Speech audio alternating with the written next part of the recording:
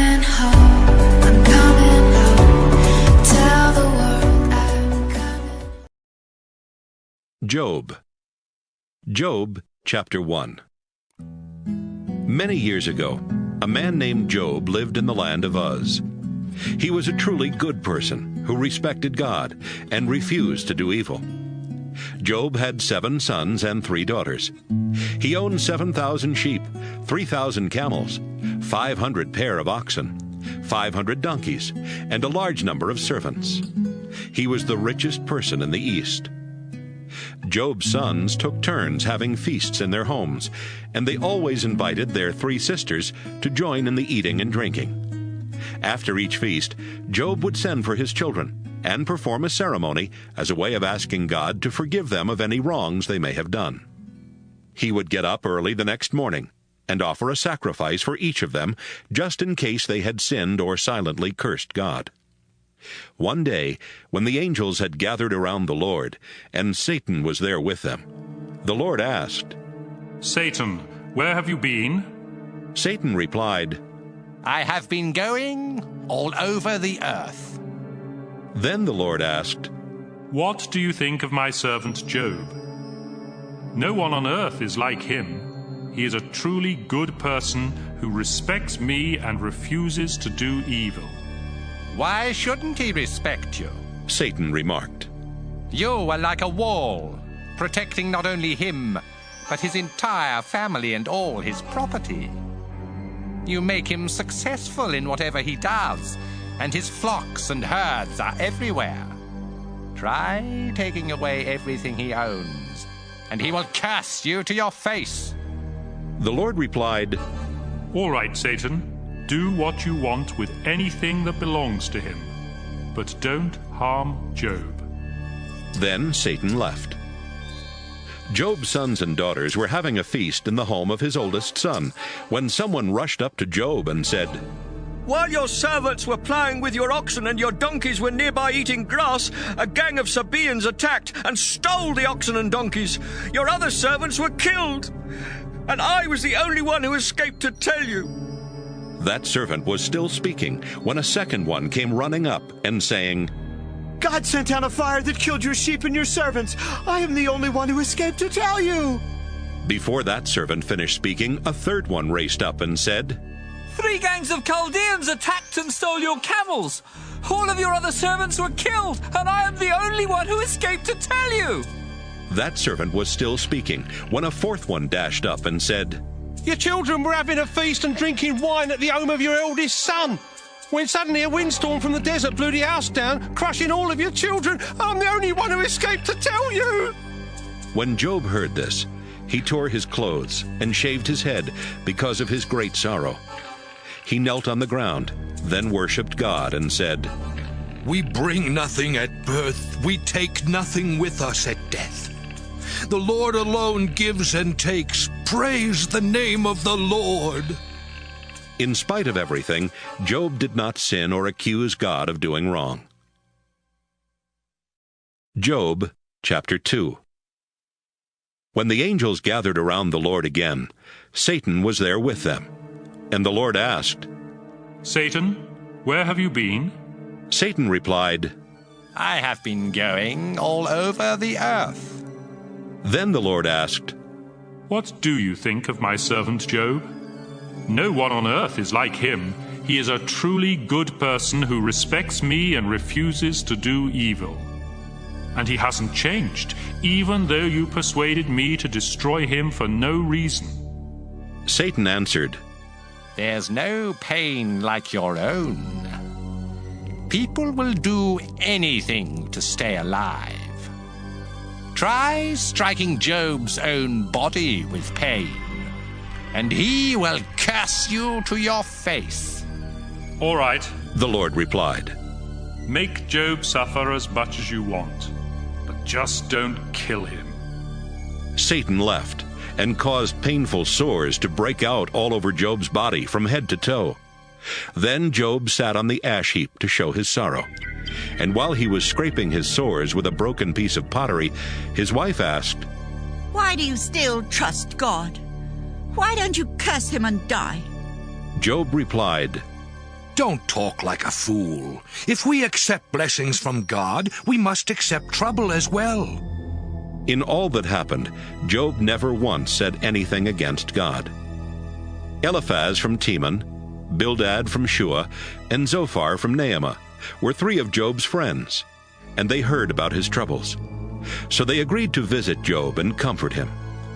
When they came near enough to see Job, they could hardly recognize him. And in their great sorrow they tore their clothes, then sprinkled dust on their heads and cried bitterly. For 7 days and nights they sat silently on the ground beside him, because they realized what terrible pain he was in. Job chapter 3. Finally, Job cursed the day of his birth by saying to God, Blot out the day of my birth, and the night when my parents created a son. Forget about that day, cover it with darkness, and send thick, gloomy shadows to fill it with dread. Erase that night from the calendar, and conceal it with darkness. Don't let children be created or joyful shouts be heard ever again in that night. Let those with magic powers place a curse on that day. Darken its morning stars and remove all hope of light, because it let me be born into a world of trouble. Why didn't I die at birth? Why was I accepted and allowed to nurse at my mother's breast? Now I would be at peace in the silent world below, with kings and their advisers whose palaces lie in ruins, and with rulers once rich with silver and gold. I wish I had been born dead, and then buried, never to see the light of day. In the world of the dead, the wicked and the weary rest without a worry. Everyone is there, where captives and slaves are free at last. Why does God let me live when life is miserable and so bitter? I keep longing for death more than I would seek a valuable treasure. Nothing could make me happier than to be in the grave. Why do I go on living when God has me surrounded and I can't see the road? Moaning and groaning are my food and drink, and my worst fears have all come true. I have no peace or rest, only troubles and worries. Job chapter 4. Eliphaz from Teman said, Please be patient and listen to what I have to say. Remember how your words have guided and encouraged many in need. But now you feel discouraged when struck by trouble. You respect God and live right, so don't lose hope. No truly innocent person has ever died young. In my experience, only those who plant seeds of evil harvest trouble. And then they are swept away by the angry breath of God.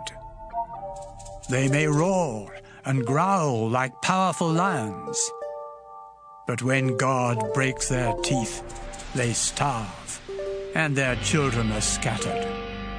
A secret was told to me in a faint whisper. I was overcome by sleep, but disturbed by dreams. I trembled with fear, and my hair stood on end as a wind blew past my face. It stopped and stood still. Then a form appeared, a shapeless form. And from the silence, I heard a voice say, No humans are innocent in the eyes of God, their Creator. He finds fault with his servants, and even with his angels. Humans are formed from clay and are fragile as moths. So what chance do you have? Born after daybreak, you die before nightfall and disappear forever. Your tent pegs are pulled up, and you leave this life having gained no wisdom. Job chapter 5. Job, call out for help, and see if an angel comes. Envy and jealousy will kill a stupid fool. I have seen fools take root, but God sends a curse, suddenly uprooting them, and leaving their children helpless in court. Then hungry and greedy people gobble down their crops and grab up their wealth. Our suffering isn't caused by the failure of crops. It's all part of life, like sparks shooting skyward. Job, if I were you, I would ask God for help. His miracles are marvelous, more than we can count. God sends showers on earth and waters the fields. He protects the sorrowful and lifts up those who have been disgraced. God swiftly traps the wicked in their own evil schemes, and their wisdom fails. Darkness is their only companion, hiding their path at noon. God rescues the needy from the words of the wicked and the fist of the mighty. The poor are filled with hope, and injustice is silenced.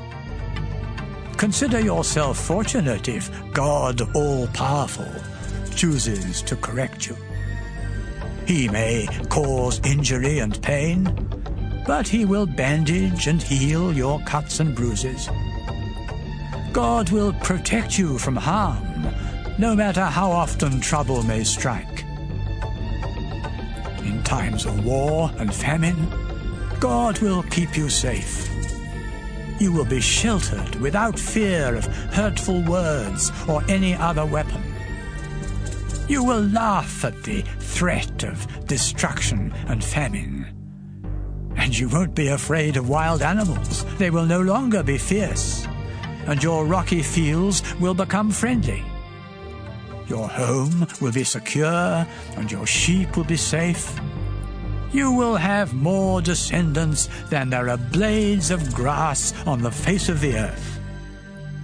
You will live a long life, and your body will be strong until the day you die. Our experience has proven these things to be true. So listen and learn. Job chapter 6. Job said, It's impossible to weigh my misery and grief. They outweigh the sand along the beach, and that's why I have spoken without thinking first. The fearsome arrows of God all-powerful have filled my soul with their poison. Do oxen and wild donkeys cry out in distress unless they are hungry? What is food without salt? What is more tasteless than the white of an egg? That's how my food tastes, and my appetite is gone. How I wish that God would answer my prayer and do away with me. Then I would be comforted, knowing that in all of my pain I have never disobeyed God. Why should I patiently hope when my strength is gone? I am not strong as stone or bronze, and I have finally reached the end of my rope. My friends, I am desperate, and you should help me, even if I no longer respect God all-powerful. But you are treacherous as streams that swell with melting snow, then suddenly disappear in the summer heat. I am like a caravan lost in the desert while searching for water. Caravans from Tema and Sheba thought they would find water, but they were disappointed just as I am with you. Only one look at my suffering and you run away scared. Have I ever asked any of you to give me a gift or to purchase my freedom from brutal enemies? What have I done wrong? Show me and I will keep quiet. The truth is always painful, but your arguments prove nothing. Here I am, desperate, and you consider my words as worthless as wind. Why, you would sell an orphan or your own neighbor. Look me straight in the eye. I won't lie to you. Stop accusing me falsely. My reputation is at stake. I know right from wrong, and I am not telling lies. Job, chapter 7. Why is life so hard? Why do we suffer? We are slaves in search of shade. We are laborers longing for our wages. God has made my days drag on and my nights miserable. I pray for night to end, but it stretches out while I toss and turn. My parched skin is covered with worms, dirt and sores, and my days are running out quicker than the thread of a fast-moving needle. I beg you, God, don't forget. My life is just a breath, and trouble lies ahead. I will vanish from sight, and no one, including you, will ever see me again. I will disappear in the grave or vanish from sight like a passing cloud. Never will I return home. Soon I will be forgotten. And so I cry out to you in agony and distress. Am I the sea or a sea monster? Is that why you imprison me? I go to bed hoping for rest, but you torture me with terrible dreams. I'd rather choke to death than live in this body. Leave me alone and let me die. My life has no meaning. What makes you so concerned about us humans? Why do you test us from sunrise to sunset? Won't you look away just long enough for me to swallow? Why do you watch us so closely? What's it to you if I sin? Why am I your target and such a heavy burden? Why do you refuse to forgive? Soon you won't find me, because I'll be dead. Job, chapter 8. Bildad from Shua said, How long will you talk and keep saying nothing? Does God all-powerful stand in the way of justice? He made your children pay for their sins. So why don't you turn to him and start living right? Then he will decide to rescue and restore you to your place of honor. Your future will be brighter by far than your past. Our ancestors were wise, so learn from them. Our own time has been short, like a fading shadow, and we know very little. But they will instruct you with great understanding. Papyrus reeds grow healthy only in a swamp, and if the water dries up, they die sooner than grass. Such is the hopeless future of all who turn from God and trust in something as frail as a spider's web. They take hold and fall because it's so flimsy. Sinful people are like plants with spreading roots and plenty of sun and water. They wrap their roots tightly around rocks, but once they are pulled up, they have no more place. Their life slips away, and other plants grow there. We know God doesn't reject an innocent person or help a sinner, and so he will make you happy and give you something to smile about. But your evil enemies will be put to shame and disappear forever. Job, chapter 9. Job said, What you say is true. No human is innocent in the sight of God. Not once in 1,000 times could we win our case if we took him to court. God is wise and powerful. Who could possibly oppose him and win? When God becomes angry, he can move mountains before they even know it. God can shake the earth loose from its foundations or command the sun and stars to hold back their light. God alone stretched out the sky, stepped on the sea, and set the stars in place. The Big Dipper and Orion, the Pleiades and the stars in the southern sky. Of all the miracles God works, we cannot understand a one. God walks right past me without making a sound, and if he grabs something, Who can stop him or raise a question? When God showed his anger, the servants of the sea monster fell at his feet. How then could I possibly argue my case with God? Even though I am innocent, I can only beg for mercy. And if God came into court when I called him, he would not hear my case.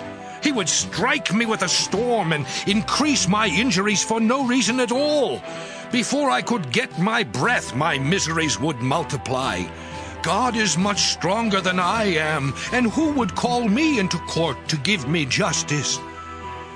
Even if I were innocent, God would prove me wrong. I am not guilty, but I no longer care what happens to me. What difference does it make? God destroys the innocent along with the guilty. When a good person dies a sudden death, God sits back and laughs. And who else but God blindfolds the judges, then lets the wicked take over the earth? My life is speeding by without a hope of happiness. Each day passes swifter than a sailing ship or an eagle swooping down. Sometimes I try to be cheerful and to stop complaining, but my sufferings frighten me, because I know that God still considers me guilty. So what's the use of trying to prove my innocence? Even if I washed myself with the strongest soap, God would throw me into a pit of stinking slime, leaving me disgusting to my clothes. God isn't a mere human like me. I can't put him on trial. Who could possibly judge between the two of us?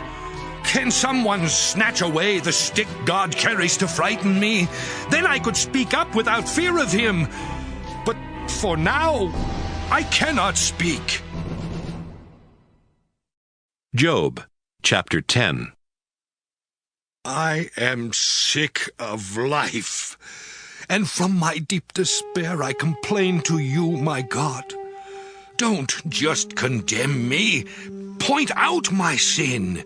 Why do you take such delight in destroying those you created and in smiling on sinners?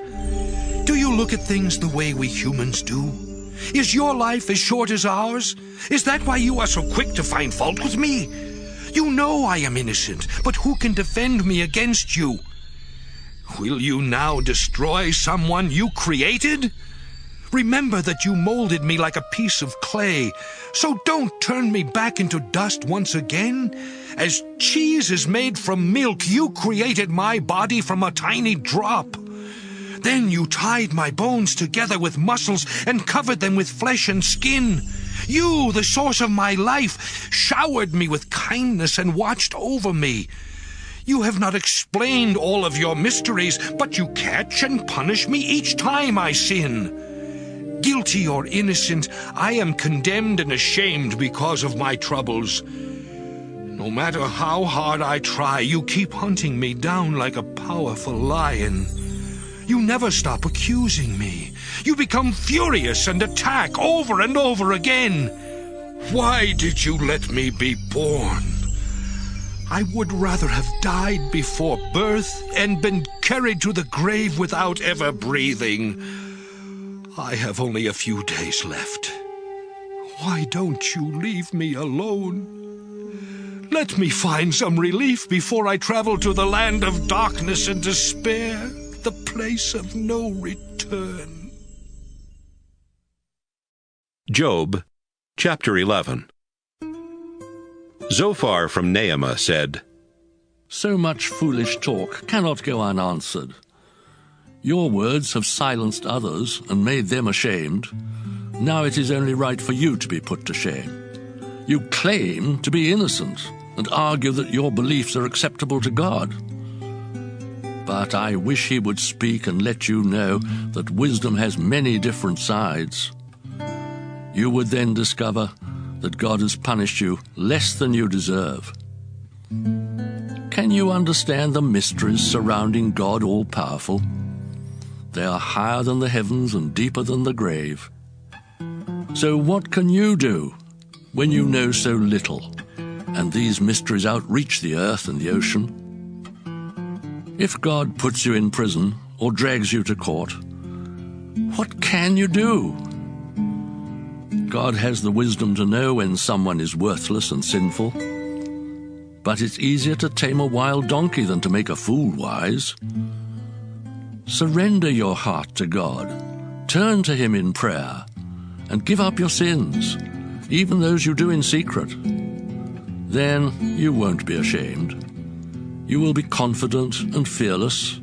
Your troubles will go away like water beneath a bridge, and your darkest night will be brighter than noon. You will rest safe and secure, filled with hope and emptied of worry. You will sleep without fear and be greatly respected. But those who are evil will go blind and lose their way. Their only escape is death. Job, chapter 12.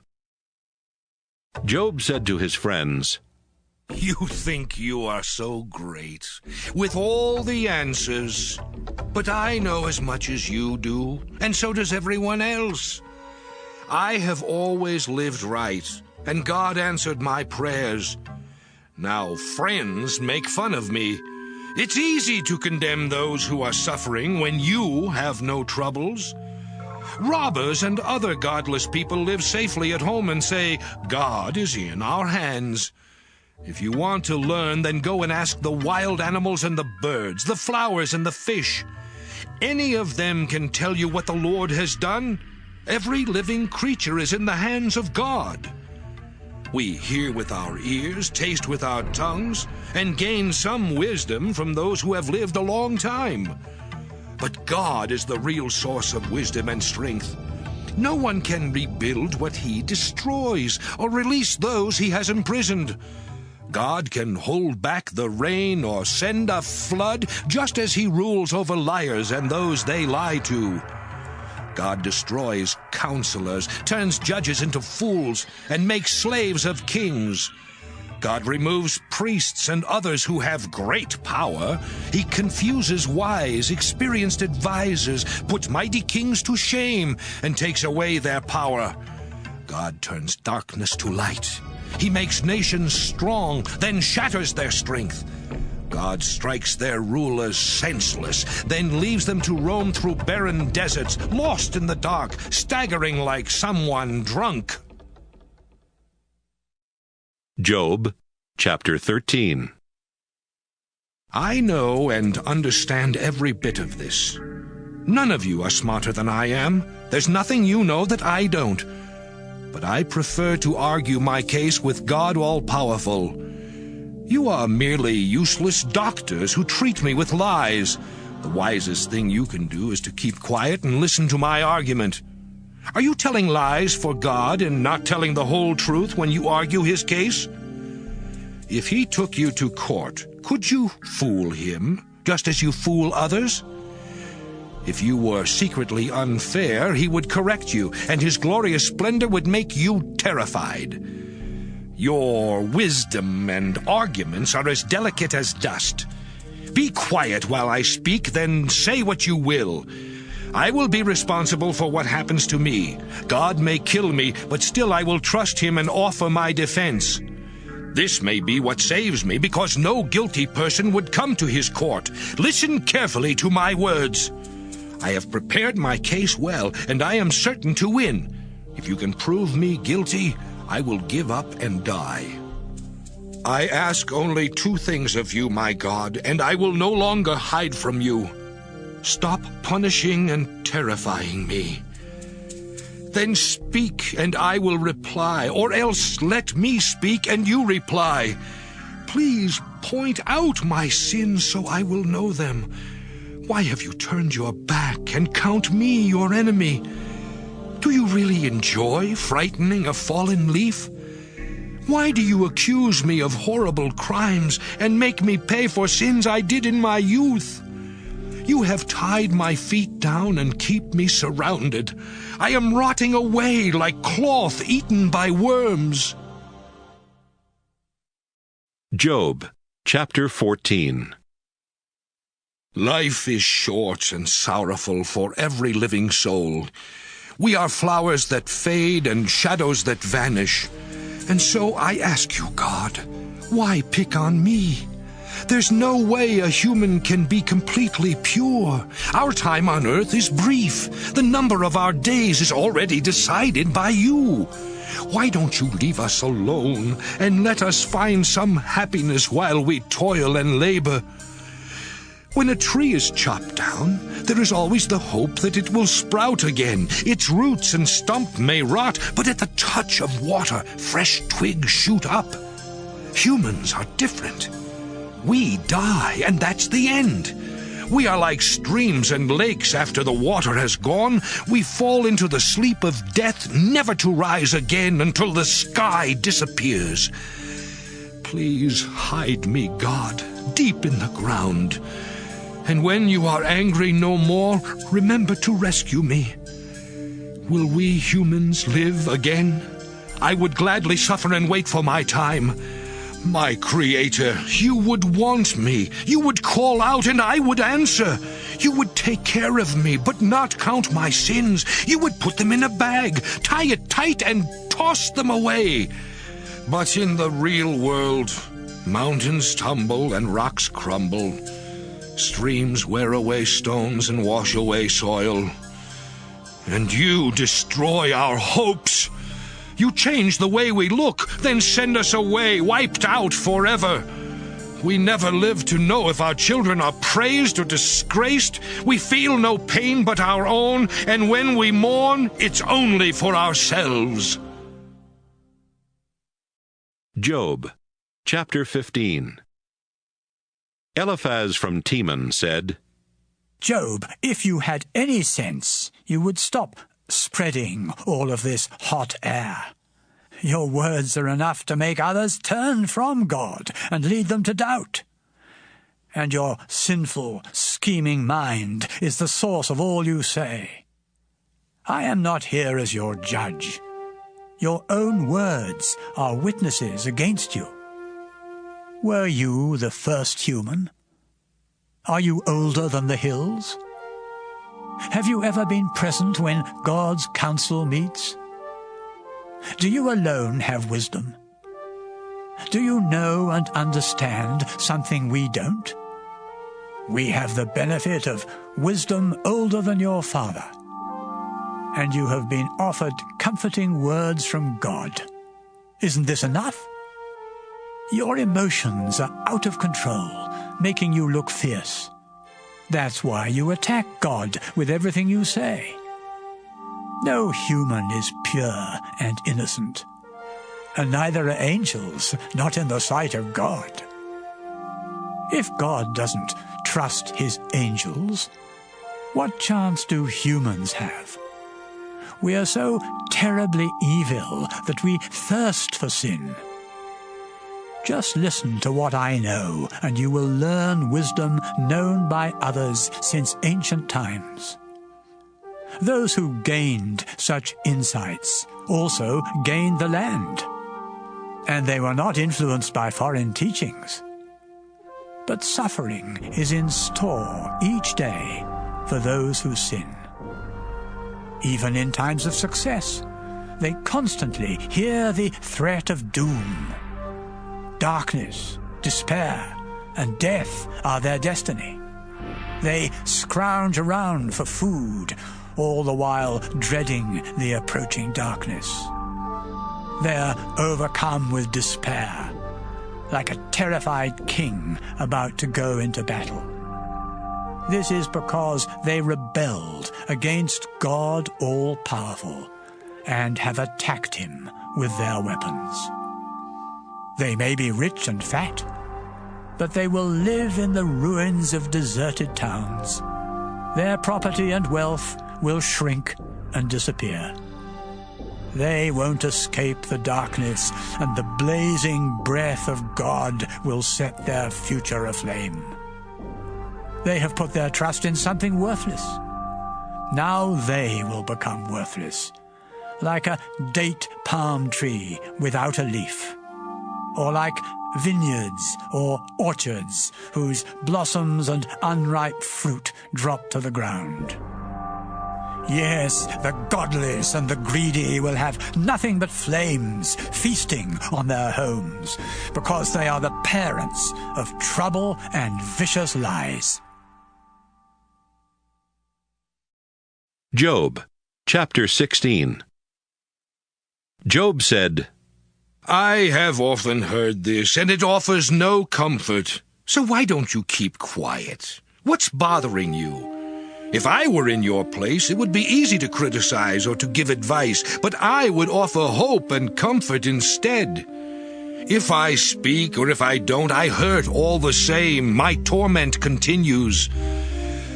God has worn me down and destroyed my family. My shriveled-up skin proves that I am his prisoner. God is my hateful enemy, glaring at me and attacking with his sharp teeth. Everyone is against me. They sneer and slap my face. And God is the one who handed me over to this merciless mob. Everything was going well until God grabbed my neck and shook me to pieces. God set me up as the target for his arrows, and without showing mercy, he slashed my stomach open, spilling out my insides. God never stops attacking, and so in my sorrow I dress in sackcloth and sit in the dust. My face is red with tears, and dark shadows circle my eyes, though I am not violent, and my prayers are sincere. If I should die, I beg the earth not to cover my cry for justice. Even now, God in heaven is both my witness and my protector. My friends have rejected me, but God is the one I beg to show that I am right, just as a friend should. Because in only a few years, I will be dead and gone. Job, chapter 17. My hopes have died. My time is up, and the grave is ready. All I can see are angry crowds making fun of me. If you, Lord, don't help, who will pay the price for my release? My friends won't really listen, all because of you. And so you must be the one to prove them wrong. They have condemned me just to benefit themselves, now blind their children. You, God, are the reason I am insulted and spit on. I am almost blind with grief. My body is a mere shadow. People who are truly good would feel so alarmed that they would become angry at my worthless friends. They would do the right thing, and because they did, they would grow stronger. But none of my friends show any sense. My life is drawing to an end. Hope has disappeared. But all my friends can do is offer empty hopes. I could tell the world below to prepare me a bed. Then I could greet the grave as my father and say to the worms, "Hello, mother and sisters."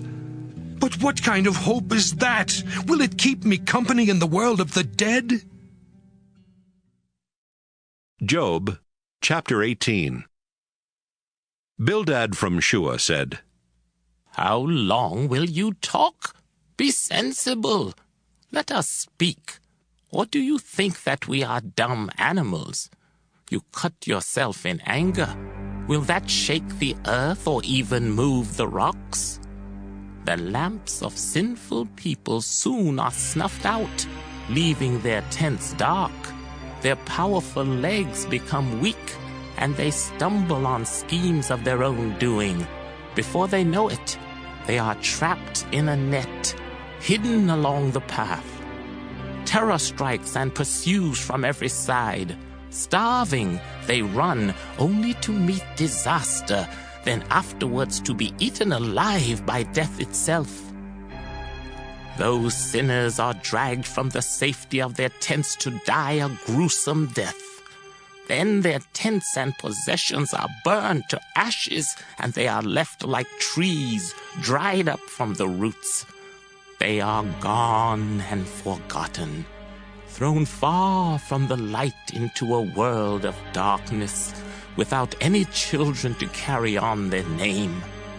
Everyone, from east to west, is overwhelmed with horror. Such is the fate of sinners and their families who don't know God.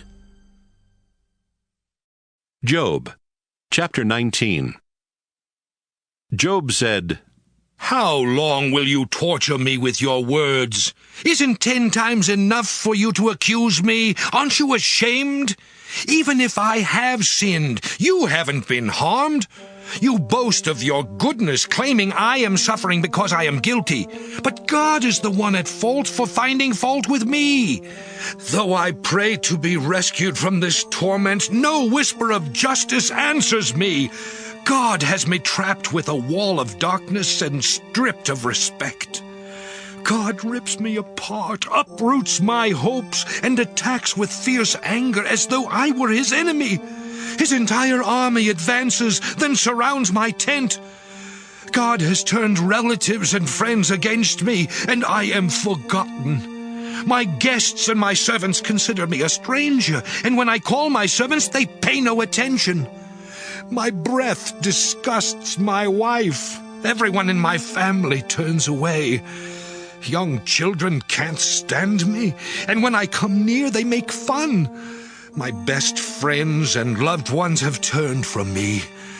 I am skin and bones, just barely alive. My friends, I beg you for pity. God has made me his target. Hasn't he already done enough? Why do you join the attack? I wish that my words could be written down or chiseled into rock. I know that my Savior lives, and at the end he will stand on this earth. My flesh may be destroyed, yet from this body I will see God. Yes, I will see him for myself, and I long for that moment. My friends, you think up ways to blame and torment me, saying I brought it on myself. But watch out for the judgment when God will punish you. Job, chapter 20. Zophar from Naamah said, Your words are disturbing. Now I must speak. You have accused and insulted me, and reason requires a reply.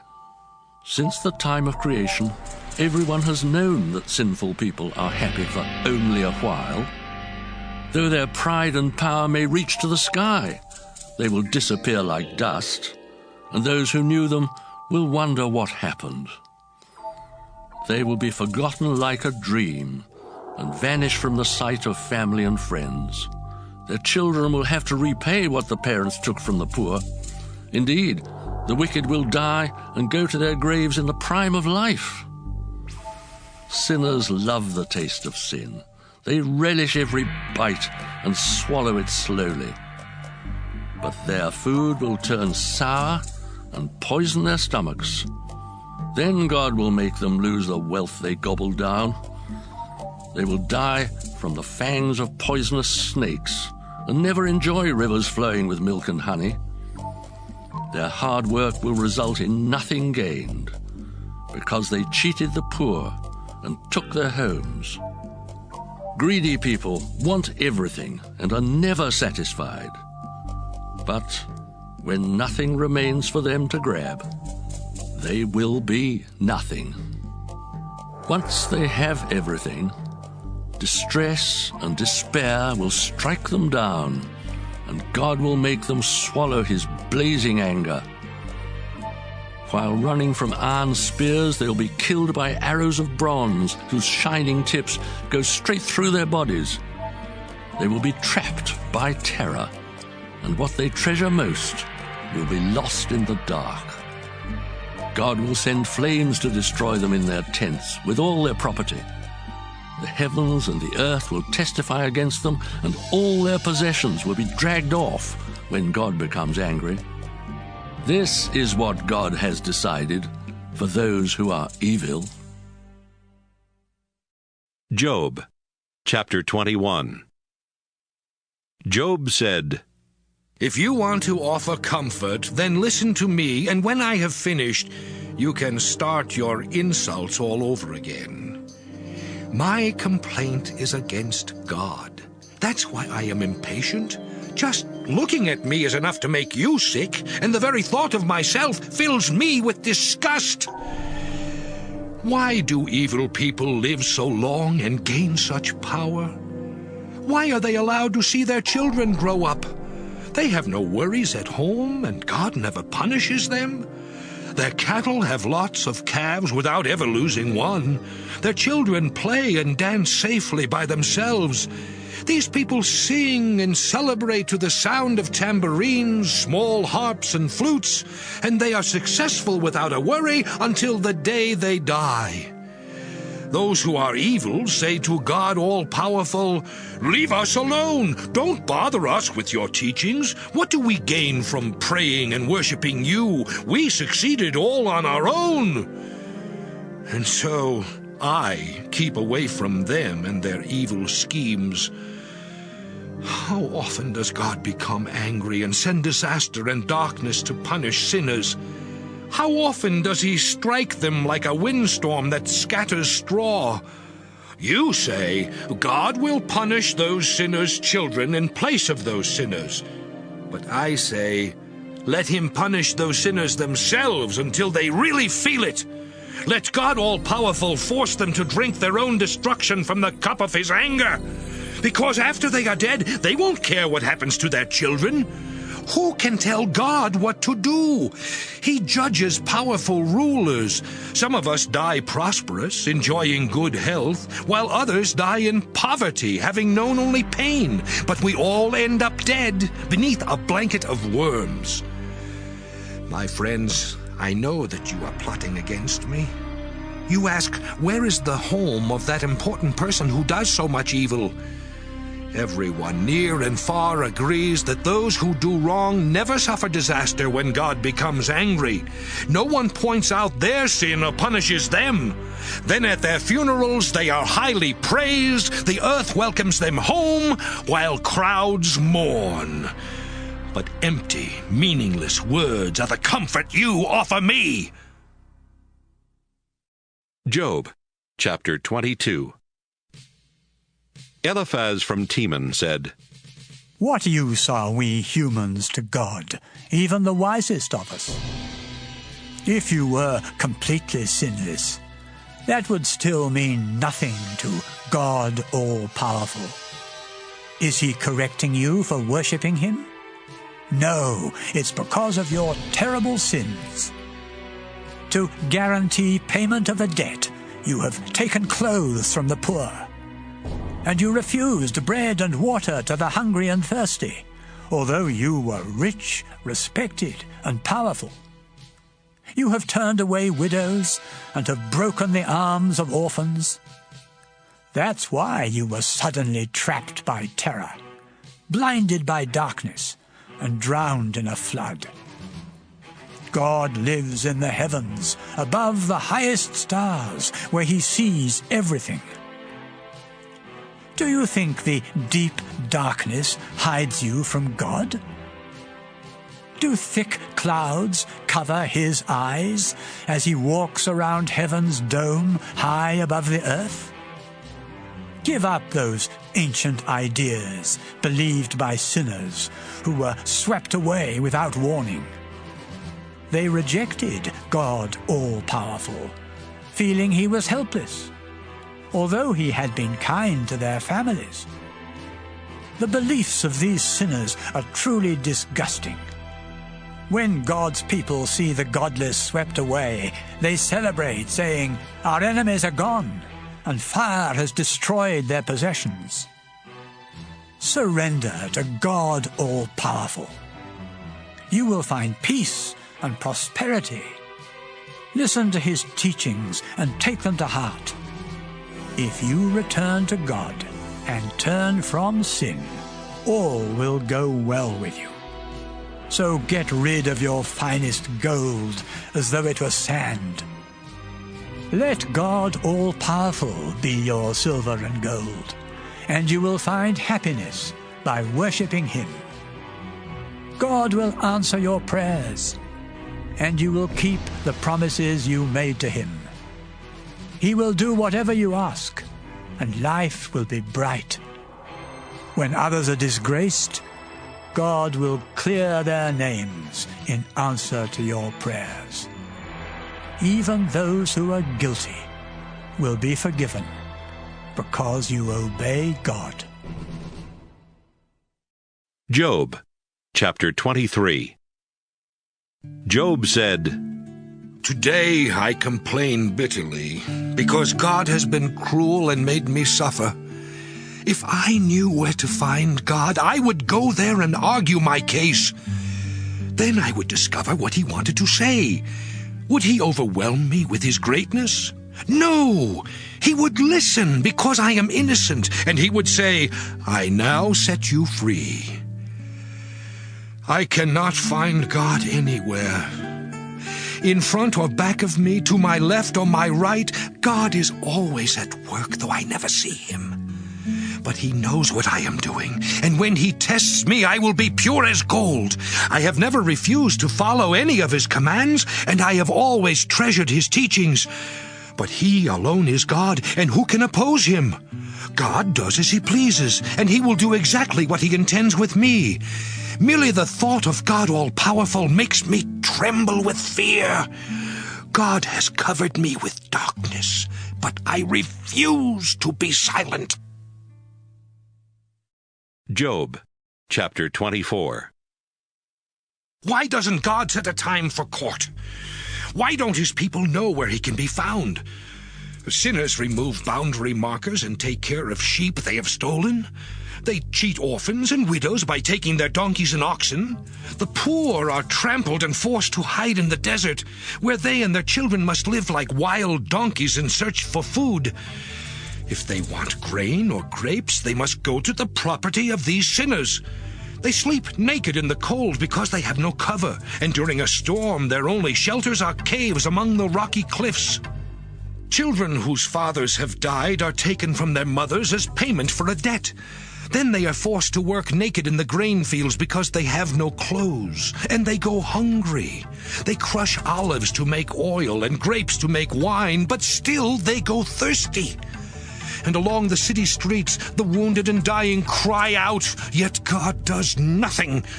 Some rebel and refuse to follow the light. Soon after sunset, they murder the poor and the needy, and at night they steal. Others wait for the dark, thinking they won't be seen if they sleep with the wife or husband of someone else. Robbers hide during the day, then break in after dark because they reject the light. They prefer night to day, since the terrors of the night are their friends. Those sinners are filthy foam on the surface of the water, and so their fields and vineyards will fall under a curse and won't produce. Just as the heat of summer swallows the snow, the world of the dead swallows those who sin. Forgotten here on earth, and with their power broken, they taste sweet to worms. Sinners take advantage of widows and other helpless women, but God's mighty strength destroys those in power. Even if they seem successful, they are doomed to fail.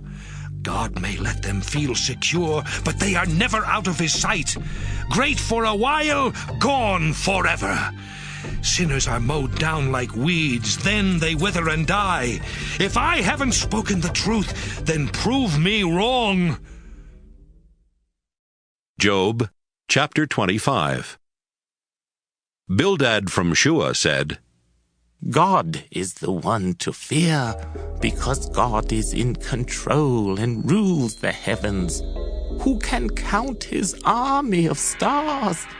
Isn't God the source of light? How can anyone be innocent in the sight of God? To him, not even the light of the moon and stars can ever be pure. So how can we humans, when we are merely worms? Job, chapter 26. Job said, You have really been helpful to someone weak and weary. You have given great advice and wonderful wisdom to someone truly in need.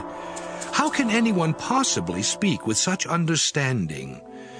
Remember the terrible trembling of those in the world of the dead below the mighty ocean. Nothing in that land of death and destruction is hidden from God, who hung the northern sky and suspended the earth on empty space. God stores water in clouds, but they don't burst, and he wraps them around the face of the moon. On the surface of the ocean, God has drawn a boundary line between light and darkness, and columns supporting the sky tremble at his command. By his power and wisdom, God conquered the force of the mighty ocean. The heavens became bright when he breathed, and the escaping sea monster died at the hands of God. These things are merely a whisper of God's power at work. How little we would understand if this whisper ever turned into thunder. Job, chapter 27. Job said, I am desperate because God all-powerful refuses to do what is right. As surely as God lives, and while he gives me breath, I will tell only the truth. Until the day I die, I will refuse to do wrong by saying you are right, because each day my conscience agrees that I am innocent. I pray that my enemies will suffer no less than the wicked. Such people are hopeless, and God all-powerful will cut them down without listening when they beg for mercy. And that is what God should do, because they don't like him or ever pray. Now I will explain in detail what God all-powerful does. All of you have seen these things for yourselves, so you have no excuse. Here is how God all-powerful treats those who are wicked and brutal. They may have many children, but most of them will go hungry or suffer a violent death. Others will die of disease, and their widows won't be able to weep. The wicked may collect riches and clothes in abundance as easily as clay, but God's people will wear clothes taken from them and divide up their riches. No homes built by the wicked will outlast a cocoon or a shack. Those sinners may go to bed rich, but they will wake up poor. Terror will strike at night like a flood or a storm. Then a scorching wind will sweep them away without showing mercy as they try to escape. At last, the wind will celebrate because they are gone. Job, chapter 28. Gold and silver are mined, then purified. The same is done with iron and copper. Miners carry lanterns deep into the darkness to search for these metals.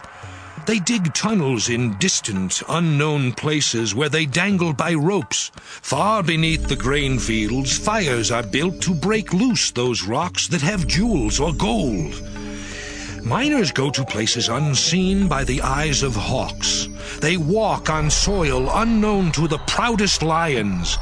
With their own hands, they remove sharp rocks and uproot mountains. They dig through the rocks in search of jewels and precious metals. They also uncover the sources of rivers and discover secret places. But where is wisdom found? No human knows the way, nor can it be discovered in the deepest sea. It is worth much more than silver or pure gold or precious stones. Nothing is its equal, not gold or costly glass. Wisdom is worth much more than coral, jasper, or rubies. All the topaz of Ethiopia and the finest gold cannot compare with it. Where then is wisdom? It is hidden from human eyes and even from birds. Death and destruction have merely heard rumors about where it is found. God is the only one who knows the way to wisdom because he sees everything beneath the heavens. When God divided out the wind and the water, and when he decided the path for rain and lightning, he also determined the truth and defined wisdom. God told us, wisdom means that you respect me, the Lord, and turn from sin. Job, chapter 29. Job said, I long for the past, when God took care of me, and the light from his lamp showed me the way through the dark. I was in the prime of life. God all-powerful was my closest friend, and all of my children were nearby. My herds gave enough milk to bathe my feet, and from my olive harvest flowed rivers of oil. When I sat down at the meeting of the city council, the young leaders stepped aside, while the older ones stood and remained silent. Everyone was pleased with what I said and did. When poor people or orphans cried out for help, I came to their rescue, and I was highly praised for my generosity to widows and others in poverty. Kindness and justice were my coat and hat. I was good to the blind and to the lame. I was a father to the needy, and I defended them in court, even if they were strangers. When criminals attacked, I broke their teeth and set their victims free. I felt certain that I would live a long and happy life, then die in my own bed.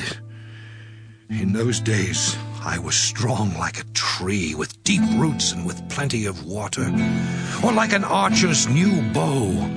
Everyone listened in silence to my welcome advice, and when I finished speaking, nothing needed to be said. My words were eagerly accepted like the showers of spring, and the smile on my face renewed everyone's hopes. My advice was followed as though I were a king leading my troops, or someone comforting those in sorrow. Job chapter 30.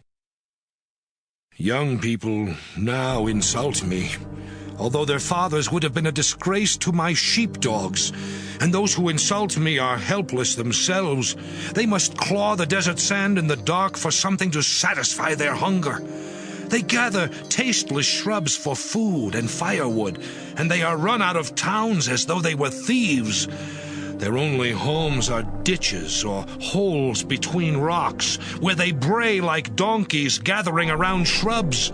And like senseless donkeys, they are chased away. Those worthless nobodies make up jokes and songs to disgrace me.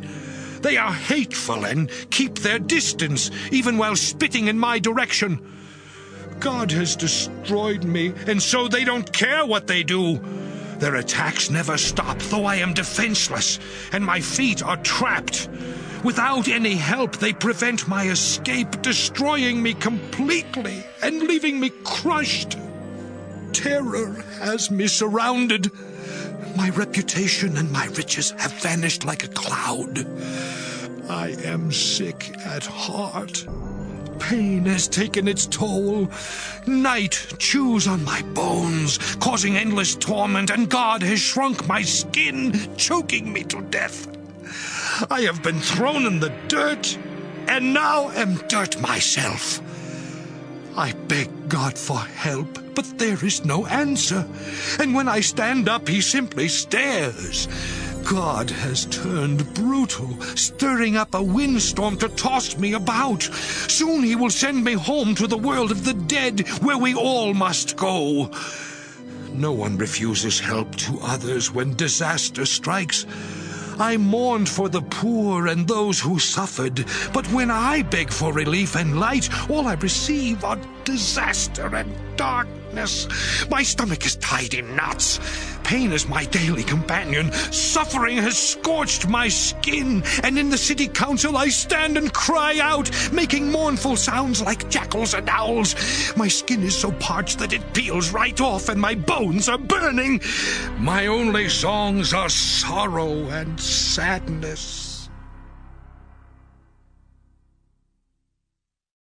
Job chapter 31.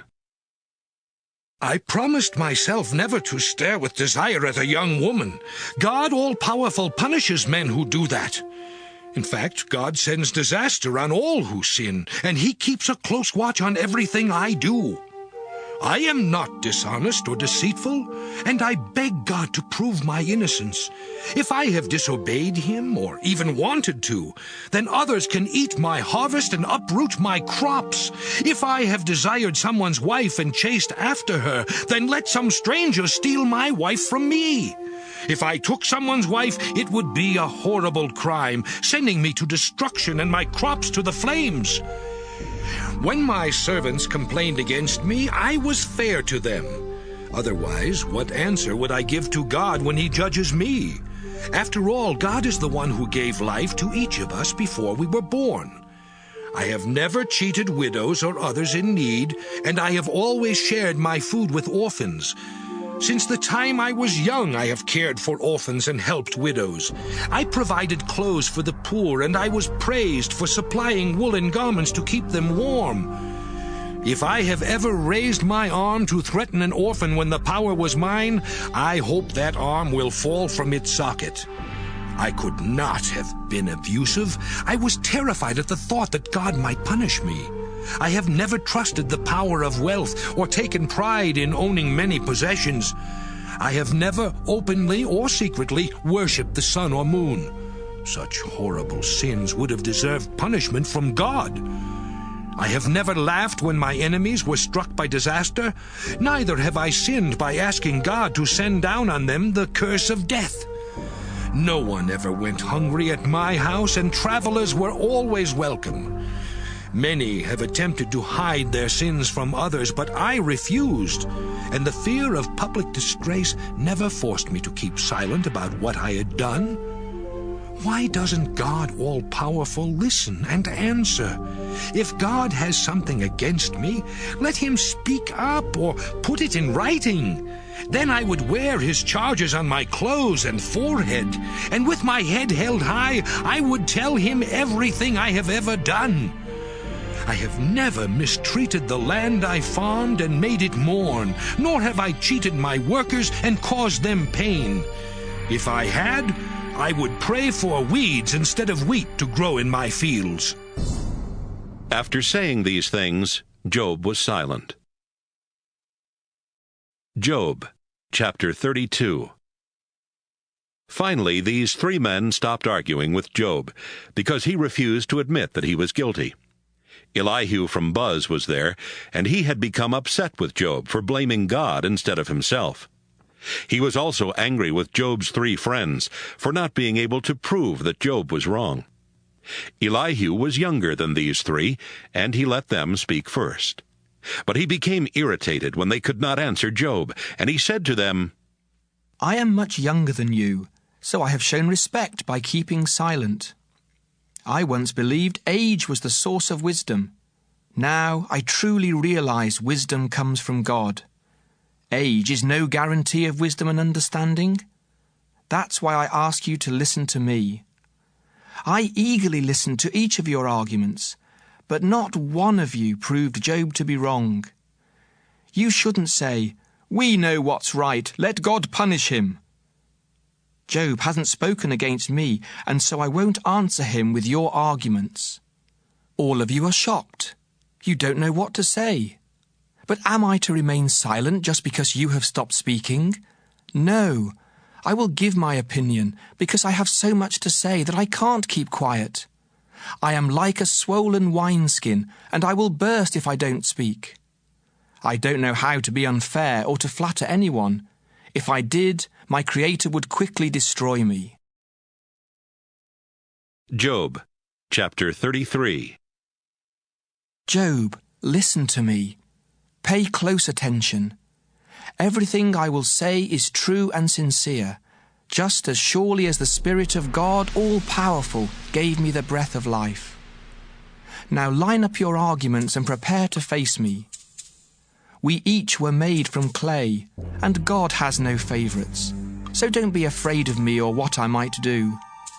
I have heard you argue that you are innocent, guilty of nothing. You claim that God has made you his enemy, that he has bound your feet and blocked your path.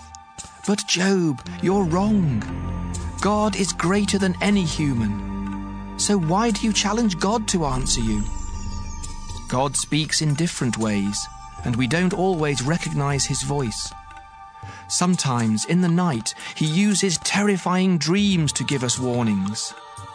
God does this to make us turn from sin and pride, and to protect us from being swept away to the world of the dead. Sometimes we are punished with a serious illness and aching joints. Merely the thought of our favorite food makes our stomachs sick, and we become so skinny that our bones stick out. We feel death and the grave taking us in their grip. one of 1,000 angels, then comes to our rescue by saying we are innocent. The angel shows kindness, commanding death to release us, because the price was paid. Our health is restored, we feel young again, and we ask God to accept us.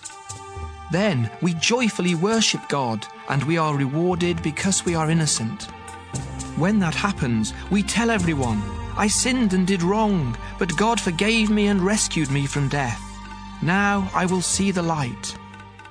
God gives each of us chance after chance to be saved from death and brought into the light that gives life. So Job, pay attention and don't interrupt, though I would gladly listen to anything you say that proves you are right. Otherwise, listen in silence to my wisdom. Job, chapter 34. Elihu said, You men think you are wise, but just listen to me. Think about my words as you would taste food. Then we can decide the case and give a just verdict. Job claims that he is innocent and God is guilty of mistreating him. Job also argues that God considers him a liar and that he is suffering severely in spite of his innocence. But to tell the truth, Job is shameless. He spends his time with sinners because he has said it doesn't pay to please God. If any of you are smart, you will listen and learn that God all-powerful does what is right. God always treats everyone the way they deserve, and he is never unfair. From the very beginning, God has been in control of all the world. If God took back the breath that he breathed into us, we humans would die and return to the soil. So be smart and listen. The mighty God is the one who brings about justice, and you are condemning him. Indeed, God is the one who condemns unfair rulers. And God created us all. He has no favourites, whether rich or poor. Even powerful rulers die in the darkness of night when they least expect it, just like the rest of us. God watches everything we do. No evil person can hide in the deepest darkness. And so, God doesn't need to set a time for judgment. Without asking for advice, God removes mighty leaders and puts others in their place. He knows what they're like, and he wipes them out in the middle of the night. And while others look on, he punishes them because they were evil and refused to obey him. The persons they mistreated had prayed for help until God answered their prayers. When God does nothing, can any person or nation find fault with him? But still, he punishes rulers who abuse their people. Job, you should tell God that you are guilty and promise to do better. Then ask him to point out what you did wrong so you won't do it again. Do you make the rules or does God? You have to decide. I can't do it for you. Now make up your mind. Job, anyone with good sense can easily see that you are speaking nonsense and lack good judgment. So I pray for you to suffer as much as possible for talking like a sinner. You have rebelled against God time after time, and have even insulted us. Job, chapter 35. Elihu said, Job, are you really innocent in the sight of God? Don't you honestly believe it pays to obey him? I will give the answers to you and your friends.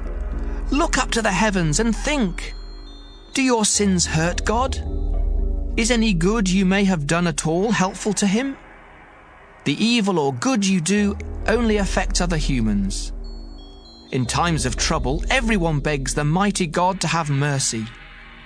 But after their Creator helps them through hard times, they forget about him, though he makes us wiser than animals or birds.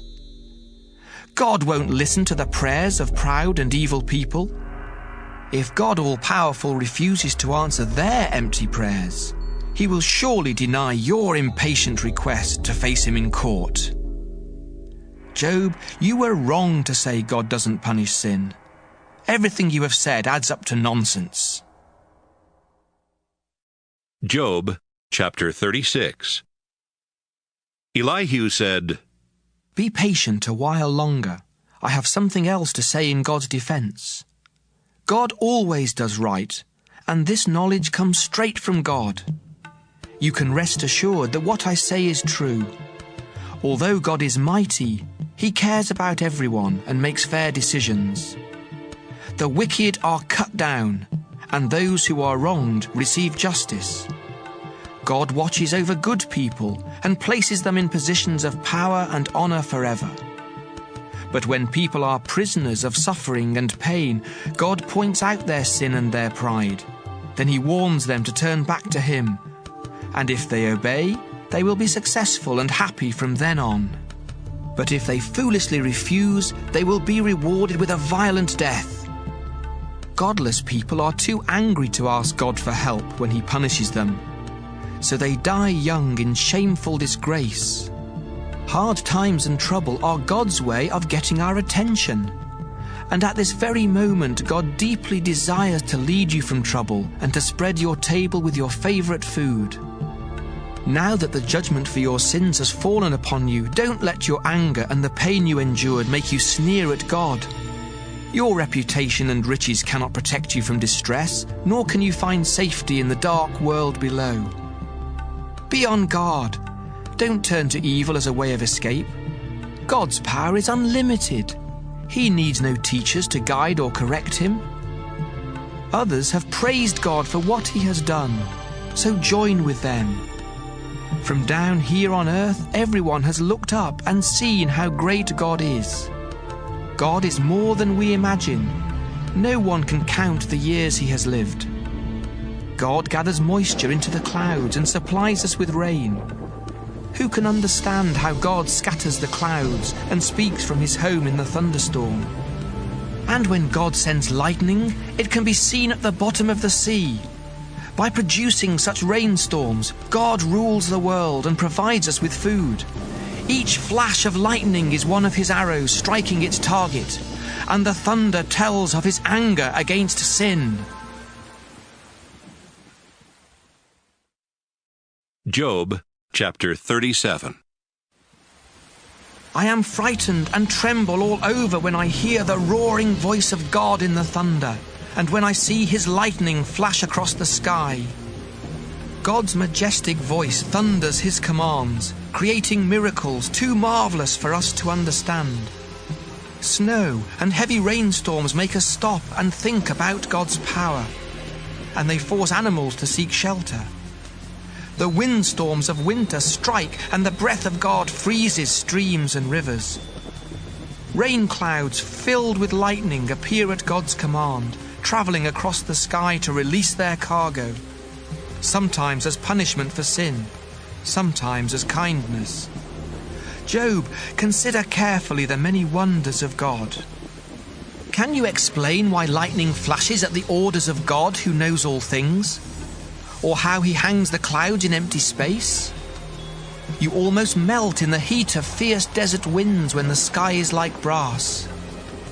God can spread out the clouds to get relief from the heat, but can you? Tell us what to say to God.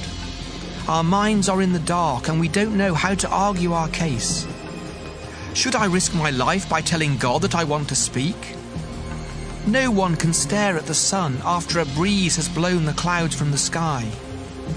Yet the glorious splendor of God all-powerful is brighter by far. God cannot be seen, but his power is great, and he is always fair. And so we humans fear God, because he shows no respect for those who are proud and think they know so much. Job chapter 38. From out of a storm, the Lord said to Job, "Why do you talk so much when you know so little? Now get ready to face me. Can you answer the questions I ask? How did I lay the foundation for the earth? Were you there? Doubtless you know who decided its length and width. What supports the foundation? Who placed the cornerstone while morning stars sang and angels rejoiced? When the ocean was born, I set its boundaries and wrapped it in blankets of thickest fog. Then I built a wall around it, locked the gates, and said, "Your powerful waves stop here. They can go no further." Did you ever tell the sun to rise? And did it obey? Did it take hold of the earth and shake out the wicked like dust from a rug? Early dawn outlines the hills like stitches on clothing or sketches on clay. But its light is too much for those who are evil, and their power is broken. Job, have you ever walked on the ocean floor? Have you seen the gate to the world of the dead? And how large is the earth? Tell me if you know. Where is the home of light, and where does darkness live? Can you lead them home? I'm certain you must be able to, since you were already born when I created everything. Have you been to the places where I keep snow and hail until I use them to punish and conquer nations? From where does lightning leap or the east wind blow? Who carves out a path for thunderstorms? Who sends torrents of rain on empty deserts where no one lives? Rain that changes barren land to meadows green with grass. Who is the father of the dew and of the rain? Who gives birth to the sleet and the frost that fall in winter, when streams and lakes freeze solid as a rock? Can you arrange stars in groups, such as Orion and the Pleiades? Do you control the stars or set in place the Big Dipper and the Little Dipper? Do you know the laws that govern the heavens, and can you make them rule the earth? Can you order the clouds to send a downpour, or will lightning flash at your command? Did you teach birds to know that rain or floods are on their way? Can you count the clouds or pour out their water on the dry, lumpy soil? When lions are hungry, do you help them hunt? Do you send an animal into their den? And when starving young ravens cry out to me for food, do you satisfy their hunger? Job chapter 39. When do mountain goats and deer give birth? Have you been there when their young are born? How long are they pregnant before they deliver? Soon their young grow strong and then leave to be on their own. Who set wild donkeys free? I alone help them survive in salty desert sand. They stay far from crowded cities and refuse to be tamed. Instead, they roam the hills, searching for pasture land. Would a wild ox agree to live in your barn and labor for you? Could you force him to plow or to drag a heavy log to smooth out the soil? Can you depend on him to use his great strength and do your heavy work? Can you trust him to harvest your grain or take it to your barn from the threshing place? An ostrich proudly flaps her wings, but not because she loves her young. She abandons her eggs and lets the dusty ground keep them warm. And she doesn't seem to worry that the feet of an animal could crush them all. She treats her eggs as though they were not her own, unconcerned that her work might be for nothing.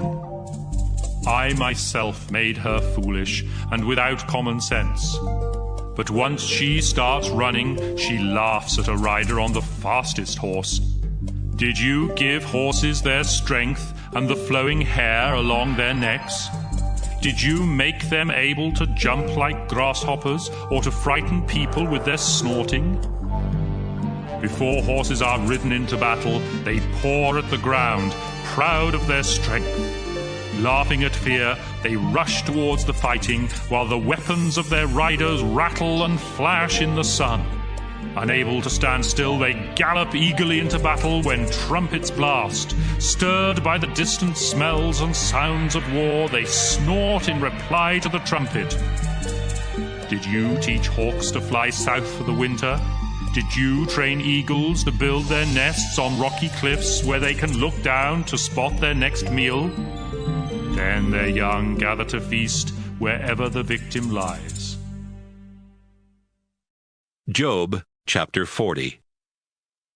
I am the Lord all-powerful, but you have argued that I am wrong.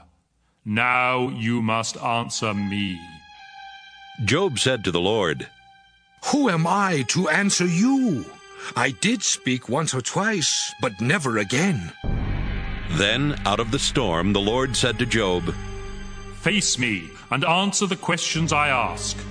Are you trying to prove that you are innocent by accusing me of injustice? Do you have a powerful arm and a thundering voice that compare with mine?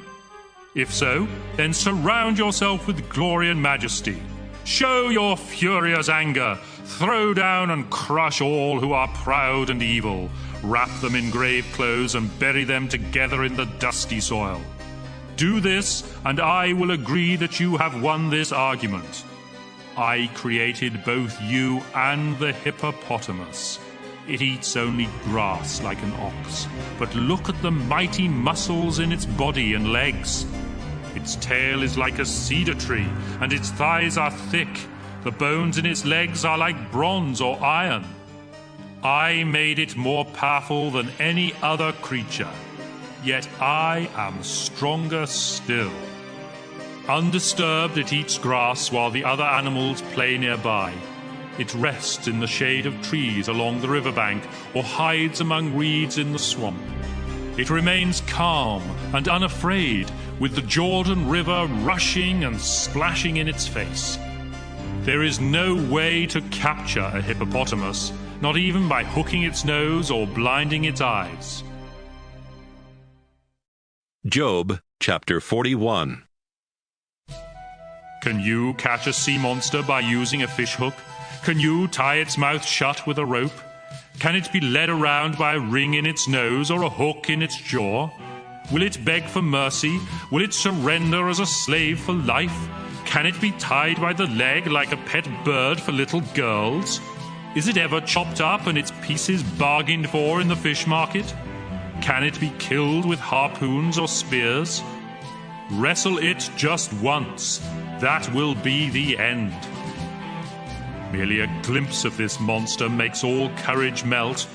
And if it is too fierce for anyone to attack, who would dare oppose me? I am in command of the world and in debt to no one. What powerful legs, what a stout body this monster possesses. Who could strip off its armor or bring it under control with a harness? Who would try to open its jaws, full of fearsome teeth? Its back is covered with shield after shield, firmly bound and closer together than breath to breath. When this monster sneezes, lightning flashes, and its eyes glow like the dawn.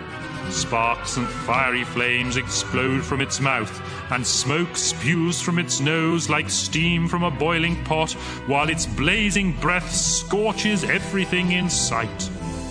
Its neck is so tremendous that everyone trembles. The weakest parts of its body are harder than iron, and its heart is stone. When this noisy monster appears, even the most powerful turn and run in fear. No sword or spear can harm it, and weapons of bronze or iron are as useless as straw or rotten wood. Rocks thrown from a sling cause it no more harm than husks of grain. This monster fears no arrows. It simply smiles at spears, and striking it with a stick is like slapping it with straw. As it crawls through the mud, its sharp and spiny hide tears the ground apart. And when it swims down deep, the sea starts churning like boiling oil, and it leaves behind a trail of shining white foam. No other creature on earth is so fearless. It is king of all proud creatures, and it looks upon the others as nothing. Job chapter 42. Job said, No one can oppose you, because you have the power to do what you want. You asked why I talk so much when I know so little. I have talked about things that are far beyond my understanding. You told me to listen and answer your questions. I heard about you from others. Now I have seen you with my own eyes. That's why I hate myself and sit here in dust and ashes to show my sorrow. The Lord said to Eliphaz, What my servant Job has said about me is true, but I am angry at you and your two friends for not telling the truth. So I want you to go over to Job and offer 7 bulls and 7 goats on an altar as a sacrifice to please me. After this, Job will pray, and I will agree not to punish you for your foolishness." Eliphaz, Bildad, and Zophar obeyed the Lord, and he answered Job's prayer. After Job had prayed for his 3 friends, the Lord made Job twice as rich as he had been before. Then Job gave a feast for his brothers and sisters and for his old friends. They expressed their sorrow for the suffering the Lord had brought on him, and they each gave Job some silver and a gold ring. The Lord now blessed Job more than ever. He gave him 14,000 sheep, 6,000 camels, 1,000 pair of oxen, and 1,000 donkeys. In addition to 7 sons, Job had 3 daughters, whose names were Jemimah, Keziah, and Keren-Happuch. They were the most beautiful women in that part of the world, and Job gave them shares of his property along with their brothers. Job lived for another 140 years, long enough to see his great-grandchildren have children of their own. And when he finally died, he was very old.